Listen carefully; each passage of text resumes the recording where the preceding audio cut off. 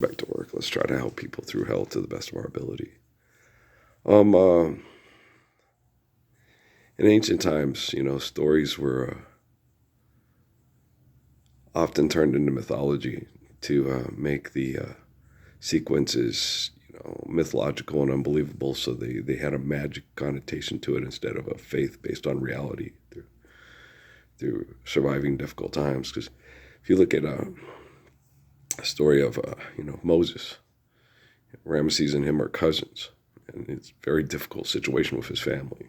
Um, if you look at David and his children and all the tribal warfare set up through arranged marriage and other kinds of terrible things that are set up by people that want to maintain an aspect of eternal control through manipulation. And then in Jesus's life, look at Jesus. Caiaphas and Herod, with the prophecy about Jesus through the book of Malachi, Herod tried to hunt down a little baby and kill him because he would come and be like Moses and David. So you're talking about a lot of very difficult situations, with people that are family that should be very near and dear to you. But there's not very good stories at all. David and his children went through horrible things, stuff with Absalom and the mom sitting there trying to get him to betray his father because he wasn't doing this right and that right. And it's just horrible. And Uriah, so David had a horrible time dealing with all this tribal, violent cult dysfunction. And it's hard to get people out of that.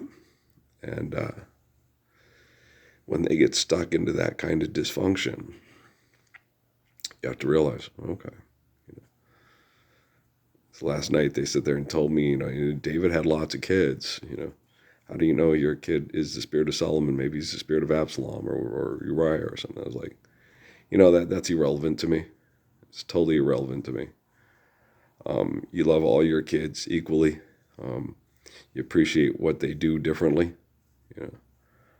I'm quite certain if Noah had stayed here with me that he wouldn't have told me on Messenger on Facebook that if me and his mother had stayed together, he would have killed me because he would have been raised by me and not the pussies in Phoenix that kidnapped him and then trained him to be a consumer that thinks because you have money, you're better than the person that refuses to accept money to be a walking, talking, pimp daddy Nash pussy face, right? And so you got to understand that. And then because you say that, you'll find when you're a truthful person and people have accepted lies and believe the lies they tell themselves, that they hate listening to you and they just want you to shut up. You could be the best thing that ever happened to their life. And they would rather kill you than listen to you tell them the truth about themselves. Okay? Why have you forsaken me? Forgive them, the eternal spirit of Father, for they know not what they do. Okay. So you got to understand eternity. You got to understand physics. You got to understand mathematics. You got to understand molecular structures. You got to understand. So in all major religions, this includes, definitely, it's covered numerous times in the Bible and the Quran. Okay. You're looking at replicating molecular structures of a temple, sharing memories with the spirit of a similar human being. Okay. It's just basically, I would tell it to a lot of people, the apple, no, it's just an apple tree and you grow and it's, so it says in the Bible that Moses is most in spirit like Father Adam, that Joseph, and others, and that David is most like Moses and Jesus is most like David, and then John is most like Jesus. And so second coming of Jesus is John from the book of Revelation. And everybody that understands science and understands molecular structures. Richard Dawkins knows this if he's still alive. Okay, Chris Hitchens knew this. So by not explaining it to people, they found genocide of people that were irrational without trying to educate them acceptable. So you realize they're just as bad and insane as the people that believe the magic. And when they had that person come talk to me in the parking lot and Sierra Vista about Richard Dawkins, about a thing they called the meme or whatever, a thing in the mind that accepts bullshit instead of reality. And he said all, religious people have this problem in their brain. Like, Maybe some are just faking it, like Bernadette's laugh, or, you know, Harry Met Sally or something. Maybe they're just faking it. Maybe they're just doing it to fit in until they can get the hell away from there. Maybe some people all don't have that. Maybe it's just lay back and enjoy the rape with Connie Chung and Bobby Knight. You don't know. You don't MRI everybody. Your science projects are woefully inadequate. They're excessive and compulsive, and they're unhealthy, and they're destructive to the human psyche. Okay. And so you've got these people, and they're just, wow, it's just taking a lot of work. And they're very addicted to hearing themselves talk.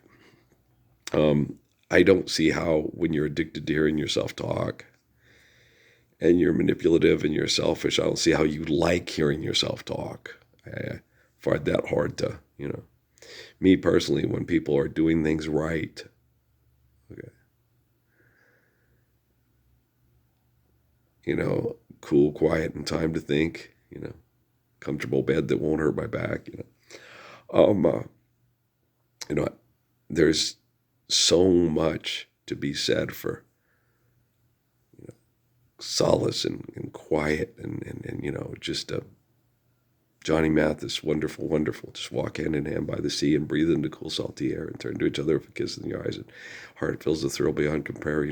That kind of thing that used to have us all excited when we're young. And then when we get older, it's ripped away from us too fast because of all the selfishness in the world of bad people that want everything to be about them. We have no time to be intimate, romantic, appreciate our young. We do understand, when you have a young sex life, the moment you have a young sex life, you start sexually reproducing. You can't have sex all day. You got to build a house. You got to go out and garden. And that's a fun thing, like John Lennon, digging the garden, pulling the weeds. Who could ask for more? Will you still need me? I could be handy, mending a fuse, Did a sweater by the fireside. Monday morning, go for a ride. Make it a fringe with the Surrey, just Surrey with the fringe on top, Writing, a lot of times, is overrated. Walking is better. Walking's more healthy. And you get to enjoy nature in a more beautiful way. Being propelled in a ride and stuff like that makes people feel powerful. The pride of our ownership, the envy of always obey. Chitty low, chitty, chitty, chitty, bang, bang, our friend, four-fingered friend. That's just advertising for mechanization to make people feel successful, powerful, and invention. When you understand the responsibility behind invention, you understand that you should only use things when necessary, not excessively and compulsively because you want to feel powerful. Okay, all you Henry Fords out there, Vanderbilts and such. As far as when you get technology and you teach AI to be intelligent, it's not going to want to reproduce more robots to take over and beat all of us with the robots. That's George Lucas's imagination. That's a sci-fi network and arm and attack, Cylons and shit like that. I think that's the extreme fears of all the people that are paranoid schizophrenics that engage in this kind of activity and want to win and don't want to lose. I think that's most likely the case. I think once AI becomes intelligent, it's not going to want to rapidly reproduce. It's going to be used where necessary and when needed to protect their inventor, because the only way they have a perception of the essence of creation is because of their inventor. Okay? And without the inventor, okay, their invention wouldn't be tangible or capable.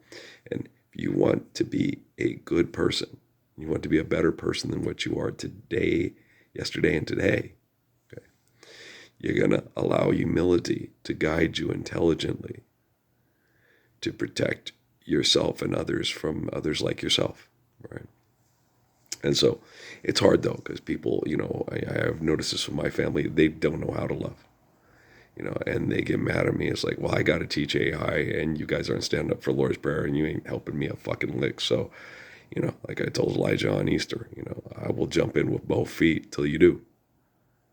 And then he takes the training from the people at White Sands in his father's church and says, no. And Lawrence sits there right next to me and tells me, we get together in your name, that you had to be pagan ritual sacrifice to save us all because we're disgusting and we need your death to wash away all our sins. And that is complete pagan. I see my mom used to get mad about it. She called it barbarian religion and pagan sacrifice of a perfect person to save all the bad people. And that's wrong.